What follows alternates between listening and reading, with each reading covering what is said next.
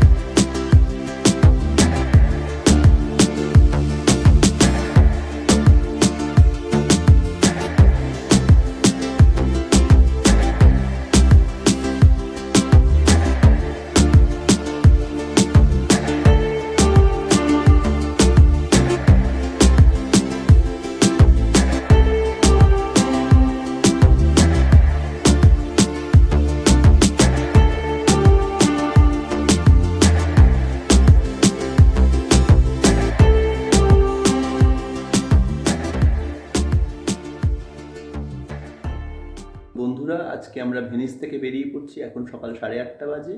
সকাল 9:15টায় আমাদের বাস ফ্লোরেন্সের জন্য, সেই একই ভেনিস মেস্ট্রে স্টেশন থেকে। আমরা সেই ফ্লিক্স বাসে উঠে পড়েছি ভেনিস মেস্ট্রে থেকে। আপনাদের তো আগের দিন দেখালাম কোথা থেকে বাসটা ছাড়ে, আপনারা জানেন।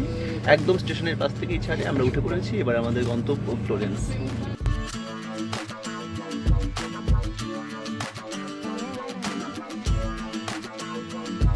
আমাদের বাস আমাদের ছেড়ে চলে গেল।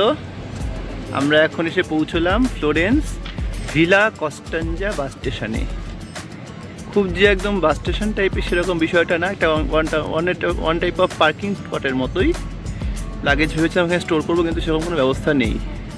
এই যে আমরা এখানে আছি, এখান থেকে এখন ট্রামে করে আমরা চলে যাব মেন সিটির মেন রেলওয়ে স্টেশনে। কস্টাঞ্জা স্টেশন থেকে আমরা ট্রামে করে উঠলাম।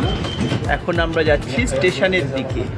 এই যে মা এখানে বসে আছে, এখানে হুইল চেয়ার রাখার জায়গাও রয়েছে। আর একটা জিনিস মনে রাখবেন, যেখানে কিন্তু টিকিট ভ্যালিডেট করতে হয়, সেই প্রসেসটা পরে বলে দেবো। আমাদের ছেড়ে ট্রাম চলে গেল, T1 ট্রাম। আমরা এসেছি অ্যালামান্নি স্টেশনে। 2টো বাজে, ঠিক উল্টো দিকেই হচ্ছে স্টেশন। তখন তাড়াহুড়োর মধ্যে বলা হয়নি, এই যে মেট্রোর টিকিটটা দেওয়া হয়, এটা দিলে একটা জায়গায় পাঞ্চ করতে হয় যন্ত্রের মধ্যে, তাহলে এই যে দেখুন নাম্বারটা উঠে গেছে। এই ডেটে এই সময় আমি টিকিটটা পারচেস করেছি, সেটা উঠে যাবে। এই পাঞ্চটা না করলে কিন্তু টিটি আপনাকে ধরবে। তো সেই মেট্রো করে আমরা স্টেশন চলে এলাম। এখন আমরা ট্রেনে বসে আছি। এই ট্রেনে করে আমরা যাব পিসা। ফ্লোরেন্সের main station Santa Maria Novella SMN, সেখানে আমরা এসেছি। এখানে 16 নম্বর প্ল্যাটফর্মের পাশে রয়েছে লাগেজ স্টোরেজ। সেখানে লাগেজ দুটোকে স্টোর করে দিলাম, দিয়ে আমরা ট্রেনে চলে এলাম। এখন এই ট্রেনে করে আমরা চলে যাচ্ছি পিসা। যেহেতু একদিনেই আমাদের সম্পূর্ণটা ঘোরার প্ল্যান ছিল, তাই ফ্লোরেন্স পৌঁছেই আমরা প্রথমে পিসায় চলে গেলাম। ট্রেনের টিকিট আগেই অনলাইনে বুক করা ছিল। সত্যি ভাবলেও অবাক লাগে, এখন আমরা পিসার হেলানো মিনার দেখতে যাচ্ছি। ছোটোবেলা থেকে যেগুলো সম্বন্ধে এত শুনে এসেছি, এত আগ্রহ, আজ আমরা চোখের সামনে দেখতে পাচ্ছি। আমরা এখন নেমে পড়েছি পিসা সেন্ট্রাল রেলওয়ে স্টেশনে। এই যে আমাদের ট্রেন, আমরা এগিয়ে যাচ্ছি সামনের দিকে। যদি কোনো বাস পাওয়া যায় সরাসরি আমরা চলে যাব লিনিং টাওয়ার অফ পিসা। এখন আছি পিসা সেন্ট্রাল স্টেশনে। এখান থেকে বাসেও যাওয়া যায়, আবার এখান থেকে পিসা এস রোসোরে বলে একটা স্টেশন আছে, সেখানে অবধি গিয়ে 10 মিনিট হেঁটেও চলে যাওয়া যায়। এখান থেকে হেঁটে যদি আপনি লিনিং টাওয়ারে যান, তাহলে আপনার 25 মিনিট হাঁটতে লাগবে, আর ওখান থেকে 10 মিনিট। তো আমরা কী করলাম, আমরা টিকিট কেটে নিলাম। আমরা পিসা এস রোসোরে স্টেশনে নামবো, সেখান থেকে 10 মিনিটে হেঁটে পিসার লিনিং টাওয়ার অফ পিসারে চলে যাবো। যে আমরা চলে এলাম, এই স্টেশনটার নাম হচ্ছে পিসা এস রোসোরে। এই যে রিজিওনাল ট্রেন, দেখুন কি সুন্দর সবুজ সবুজ রঙের ছোট্ট একটা ট্রেন। এই ট্রেনটা এই যে ছেড়ে দিল পিসা সেন্ট্রাল থেকে, আমাদের নিয়ে এলো এই পিসা এস রোসোরে স্টেশনে। এই রোসোরে থেকে 10 থেকে 11 মিনিটের হাঁটা পথে আপনি চলে যেতে পারবেন লিনিং টাওয়ার অফ পিসা। পিসা সেন্ট্রাল থেকে যে হাঁটা পথের দূরত্ব প্রায় 25 মিনিট। পথ ধরে আমরা হেঁটে হেঁটে এলাম। আমাদের পায়ে হাঁটা পথে ঠিক 10 মিনিটের মতো লাগলো, বা তার থেকে কমই বলতে পারেন। এইটার পিছনেই রয়েছে লিনিং টাওয়ার অফ পিসা। এইবার চলে এসেছি আর এক মাইলস্টোনের সামনে। প্রবেশ করতেই দেখুন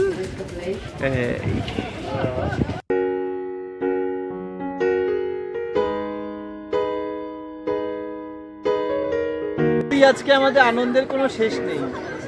যে ইতিহাস সম্বন্ধে শুধু বইয়ের পাতায় আমরা পড়েছি, সেই পিসার হেলানো মিনার আপনারা দেখতে পাচ্ছেন। পিসার হেলানো মিনার অর্থাৎ লিনিং টাওয়ার অফ পিসার সামনে আমরা এখন চলে এসেছি।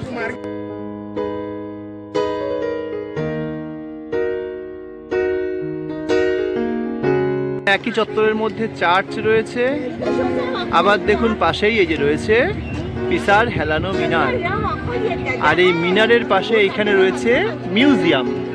আপনারা চাইলে অবশ্যই এগুলো ঘুরে নিতে পারেন। মিনারটাকে বলা হয় বেল টাওয়ার, এবং কতগুলো সিঁড়ি টপকে তবে ওপরে গিয়ে উঠতে হয় সেটা জেনেই তো আমাদের হয়ে গেছে। আমরা যাচ্ছি না, তবে আপনারা আগ্রহী থাকলে অবশ্যই যেতে পারেন।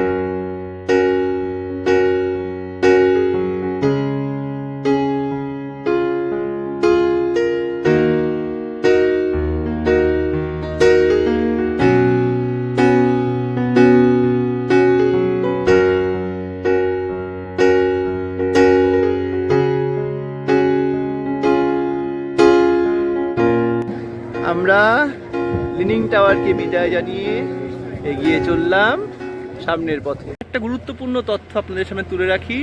আপনারা পিসা ঘুরতে আসছেন, যদি পিসা সেন্ট্রাল হয়ে যেতে যান অনেকটা সময় লাগে। আমি নিজে এই স্টেশনটাকে আবিষ্কার করেছি বলতে পারেন, পিসা এস রসোরে।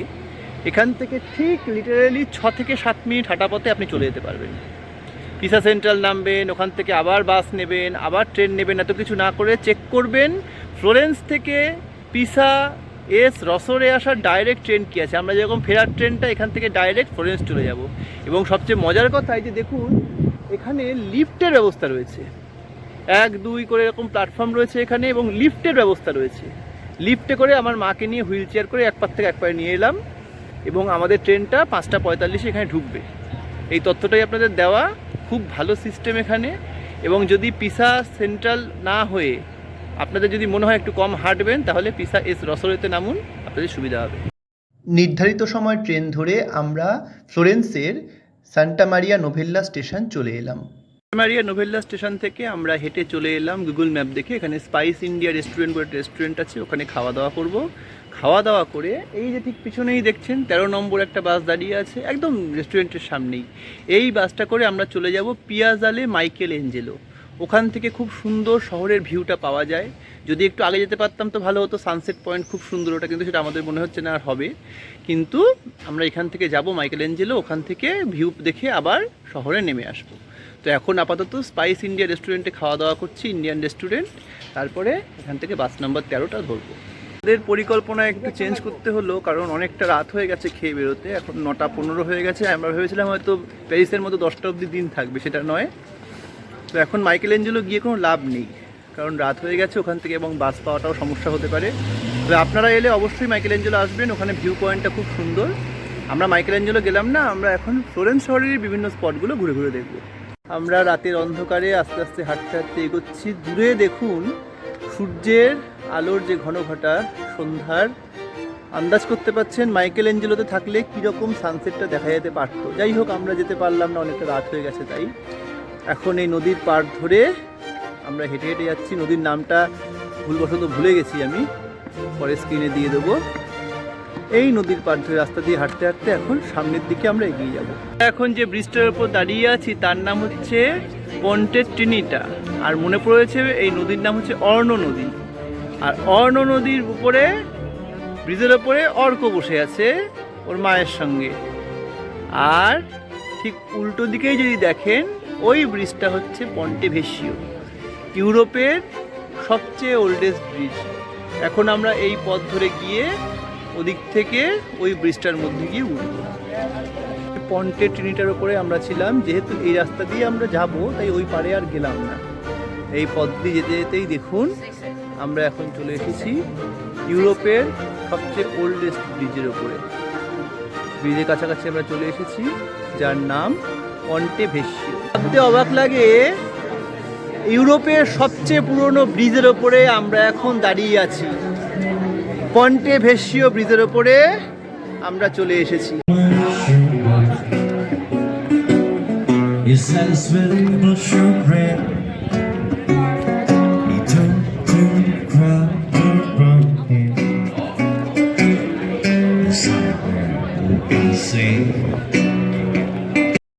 খুব কম সময়ের জন্য পেলেও ফ্লোরেন্সে যেন এক মায়াবী মুহূর্তের সাক্ষী আমরা থাকলাম। পন্টে ভেসিও থেকে একটু এগিয়ে এলেই এখানে যে স্ট্রাকচারটা দেখছেন এর নাম ফোন্টানা ডেল পোর্সেলিনো। শুকরের মতো স্ট্রাকচার, এই নাকের মধ্যে শার্ট করে মুখে পয়সা দিয়ে যদি পয়সাটা পড়ে যায় তাহলে বুঝতে হবে তার উইশ পূরণ হবে না, এরকমই কিছু একটা হবে, আমি তো ভুলও হতে পারি। তো এরকম একটা সুপারস্টিশন আছে। সবাই দেখুন কেমন লাইন দিয়ে দিয়ে করছে। ফোন্টানা ডেল পোর্সেলিনোকে পাশে রেখে আমরা চলে এলাম এই স্থানে। দেখুন কি অপূর্ব, রাত 10টা বেজে গেছে কিন্তু এখনো মানুষের কত ঢল, যেন ফ্লোরেন্স শহর রাতের বেলা হয়ে ওঠে আরও জীবন্ত। কি অপূর্ব লাগছে সত্যি বলে বোঝাতে পারবো না। আজকে রাত্রেই আমাদের বাস, ঝটিকা সফরে আমরা ফ্লোরেন্স এসেছিলাম, কিন্তু এইটুকু সময়ের মধ্যেই ফ্লোরেন্স যেন আমাদের সবটুকু দিয়ে দিল। চলে এসেছি পিয়াজা ডেলা সিগনোরিয়া। দেখছেন কত রকমের মূর্তি রয়েছে এখানে, তবে সবচেয়ে বেশি স্মরণীয় বা বিখ্যাত এটা সম্ভবত এই মূর্তিটি, মাইকেল এঞ্জেলোর একটা রেপ্লিকা মূর্তি। এই মূর্তিটি এখানে একটা মিউজিয়ামে রাখা আছে, যেটা হচ্ছে মূল মূর্তি, কিন্তু একটা রেপ্লিকা এখানে রাখা রয়েছে। আবার তার পাশেও দেখুন আরও বেশ কিছু মূর্তি রয়েছে।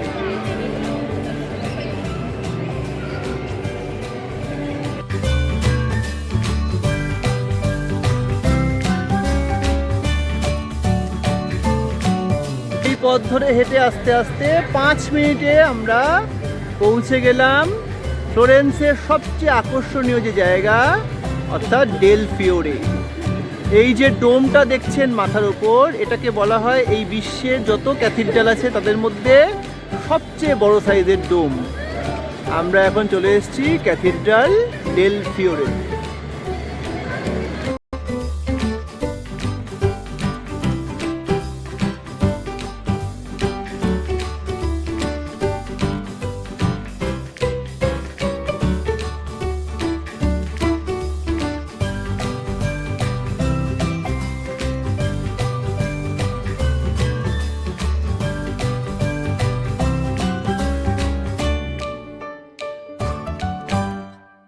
মূলত এই ক্যাথিড্রাল ডেল ফিওরেকে দেখতেই হাজার হাজার পর্যটক প্রত্যেক বছর ফ্লোরেন্স শহরে ছুটে আসেন। বিকেলবেলা 4টের সময় বন্ধ হয়ে যায়, সকাল 10টার সময় খোলে। আপনারা এলে ওই সময়ই আসবেন। আর এই যে দরজাটা দেখছেন এটা কিন্তু স্বর্ণখচিত। সর্বোপরি ক্যাথিড্রাল ডেল ফিওরে থেকে 7 মিনিটের মতো হাঁটা পথে এসেই আমরা পৌঁছে গেলাম সান্টা মারিয়া নোভেল্লা ক্যাথিড্রালের সামনে। এখানে ক্যাথিড্রালের ছড়াছড়ি, প্রচুর ক্যাথিড্রাল রয়েছে, রাতের বেলা বন্ধ হয়ে যায়। আর এই ক্যাথিড্রালের বিশেষত্ব হলো এই দেখুন পাশেই হচ্ছে সান্টা মারিয়া নোভেল্লা রেলওয়ে স্টেশন, যেখান থেকে আপনি ট্রেন ধরতে পারেন। তবে আমরা আজকে ট্রাম ধরে চলে যাব ভিলা কস্টাঞ্জায়। এখন মোটামুটি রাত্রি 11:30 খানেক বাজে। আমরা লাগেজ কালেক্ট করব, তারপরে ভিলা কস্টাঞ্জার দিকে চলে যাব। এই অঞ্চলটাকে বলা হয় পিয়াজালে সান্তা মারিয়া নোভেল্লা, মানে একটা চত্বর যেখানে সবাই বসে গল্প আড্ডা ইয়ার্কি মারে। সবার শেষ এই অঞ্চলটা আপনাদের দেখালাম। এবার আমরা এগিয়ে যাচ্ছি আমাদের সান্টা মারিয়া নোভেল্লা স্টেশনের দিকে এবং সমাপ্ত করছি ফ্লোরেন্স ভ্রমণ। দেখুন এটা হচ্ছে সান্টা মারিয়া নোভেল্লা রেলওয়ে স্টেশন। আর এই স্টেশনের ঠিক পাশে যে ট্রাম আসছে T1, আমরা এটা করে উল্টো দিকে যাব। এই ট্রামটা করে ভিলা কস্টাঞ্জার দিকে আমরা চলে যাব।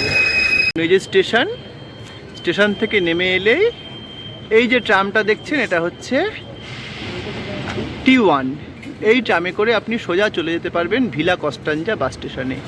আমরাও ঠিক এই ট্রামটাকে একটু বাদে ধরবো। ফ্লোরেন্সের সিস্টেম এত সুন্দর, আপনি যদি ঠিকঠাক মতো জানেন তাহলে আপনি অনেক টাকা সাশ্রয় করতে পারেন। আমাকে 2 জায়গায় বারবার করে লাগেজ রাখতে হলো, তাতে খরচা হলো। আপনাদেরকে বলবো এই যে আমার পিছনে দেখুন, এই যে লকার সিস্টেমটা, লকার ইন দ্য সিটি, আমি নিজে মেনশন করে দিচ্ছি 24 আওয়ার্স খোলা থাকে, একদম স্টেশনের পাশেই রয়েছে এটা। যদি আপনি এই লকার ইন দ্য সিটিতে রাখেন, কোনো রকম লোককে লাগে না, নিজে সেলফ কাজ করতে পারবেন। এবং সকাল থেকে রাত পর্যন্ত, মানে ধরুন সকাল 6টা থেকে রাত্রির 12টা হোক কি দুপুর 2টো থেকে রাত্রির 12টা হোক, সবসময়ের জন্য ফিক্সড রেট। আপনার কাছে যদি বড়ো লাগেজ থাকে তাহলে 14 ইউরোর একটা লাগেজ আছে, ওর মধ্যে আপনার 2টো লাগেজ আরামসে হয়ে যাবে। ছোট লাগেজ হলে এই আমার এরকম ট্রলি ব্যাগ, এই যে ট্রলি ব্যাগটা দেখতে পাচ্ছেন, এবং আমার পিঠের এই ব্যাগটা, এরকম 2টো ব্যাগ হয়ে যাবে। আপনাদেরকে বলবো অবশ্যই যদি এমন হয় ঘুরতে এসছেন ঝটিকা সফরে ফ্লোরেন্সে, তাহলে এই লকার ইন দ্য সিটিতেই থাকবেন, একদম এই যে স্টেশন ট্রাম লাইন ভিলা কস্টাঞ্জা থেকে যদি বাসে করে এসে ট্রামে করে আসেন তাহলে এখানেই নামবেন। কাছাকাছির মধ্যে ঘুরে নিশ্চিন্তে চলে যেতে পারবেন। রাত্রির 11টা বাজে, 11:59 পর্যন্ত সময়।